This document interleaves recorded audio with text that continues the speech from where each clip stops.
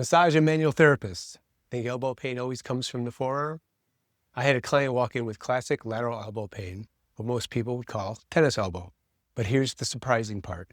The source of her pain wasn't anywhere near the elbow. It was the serratus anterior muscle. In this case study, I'll show you exactly how I discovered it and how she walked out pain-free after one session. Hi, everybody. I just wanted to share some interesting findings that I had with a client yesterday. She walked in with lateral elbow pain, and after 90-minute session, she walked out with no pain. But it was very interesting because the source of the pain was nothing that I really initially thought. And so I'm just going to give you an overview of what happened during the session. Okay, so she had tennis elbow. She actually is a pickleball player. When I asked her, do pickleball players even do two-handed backhands, or is it always one-handed backhand? Generally, two-handed backhand in tennis actually helps people not get tennis elbow because they have two arms that are doing the supination of the forearm. If you're doing a one-handed backhand, then you're putting a lot of stress, especially if you're doing it with a straight arm, you're putting a lot of stress on the supinator muscle itself. And so usually tennis elbow is a combination of trigger point referral. I'm showing you Travell and Simons right here. Here's what it says in the forearm section. Lateral epicondylar pain. These are the muscles that are typically involved. So number one is supinator. Number two is brachioradialis. And then you have extensor carpi radialis longus. Now those three are usually the culprits if there's a repetitive motion involved, like tennis, one-handed backhand. But here's the other muscles too. You also have supraspinatus and the finger extensors and the anconeus. Those are much more rare. Initially, I just did some clinical tests with her. So I did the grip tests. The grip tests are basically where you grip their hand and you have them, well, I can't really show it very easily. You grip their hand like you're handshaking, and then you have them resist movement. So I'll put the wrist into wrist extension, and she resists that. And then I go the other way, go into flexion, wrist flexion, and I stabilize her elbow too. So I'm limiting the muscles that are engaging pretty much to her forearm. And I'll also supinate and pronate the forearm and see if any of these directions, her resisting the movement, will generate the pain. And it didn't. So I was really confused. I was expecting, no big deal. This is going to be the usual supinator, brachioradialis, extensor carpi radialis longus. Those three, you treat those three. And then there might be some other cleanup work in the shoulder. But basically, those are the local muscles that refer. So what I found was when I didn't stabilize her elbow and after those grip tests didn't really flush anything out, I just had her actually protract her arm and medially rotate her arm against me. So I would hold some pressure and have her push against me with her arm outstretched. And that actually did generate the elbow pain, the tennis elbow. So that was really odd. So the muscles involved there are pretty much with the shoulder protraction. So the shoulder protraction, the big one being serratus anterior. And also the medial rotation of the arm. So we have the subscapularis. And so those are the shoulder muscles that could have been involved, really. That was still like odd. So that showed me right there that most of her pain was being referred from the shoulder muscles. So I started doing shoulder protocol, CTB shoulder protocol.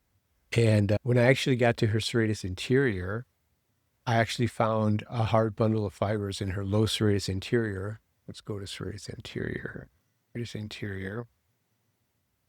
So serratus anterior, here's the referral from it. Here's the muscle itself right here. So this is the biggest shoulder protractor. And a lot of people will have issues with these lower fibers. And not only are they shoulder protractors, but they also upwardly rotate the scapula. People that have any type of shoulder dysfunction, usually the serratus anterior is a big player in it, and especially these low fibers. So right in this area here, I found a really hard, big bundle of fibers. And when I actually pressed on it, it generated her elbow pain. So you don't usually get such obvious smoking gun a referral like that. But in this case, I did. So then that was pretty easy to suss out that was the major player. But then how was it doing that? Because if you look at the referral pattern, it does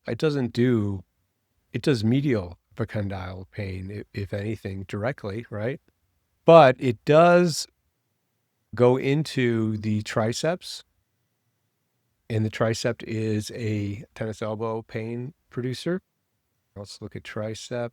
So you can see there, you can get that.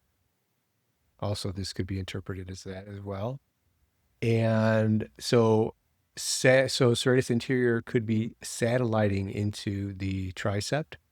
Or another possibility too is that the supraspinatus muscle, that is another, the supraspinatus muscle is another one that can produce that tennis elbow type pain. So the thing is that serratus anterior can refer into both of these.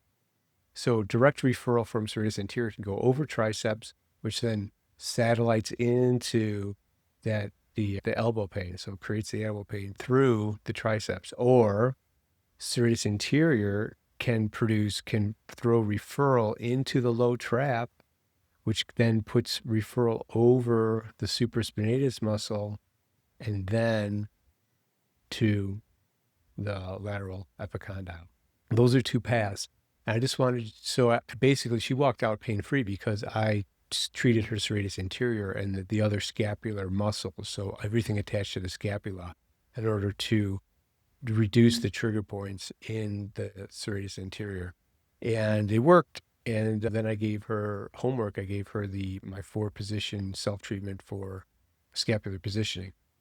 And so I just want to share that with you, that satellite referral is huge. If you're looking at satellite referral in pain treatment, then you're missing most of it. Yeah, so I think that's it. I just wanted to share that client win with everybody, and also how I got that result.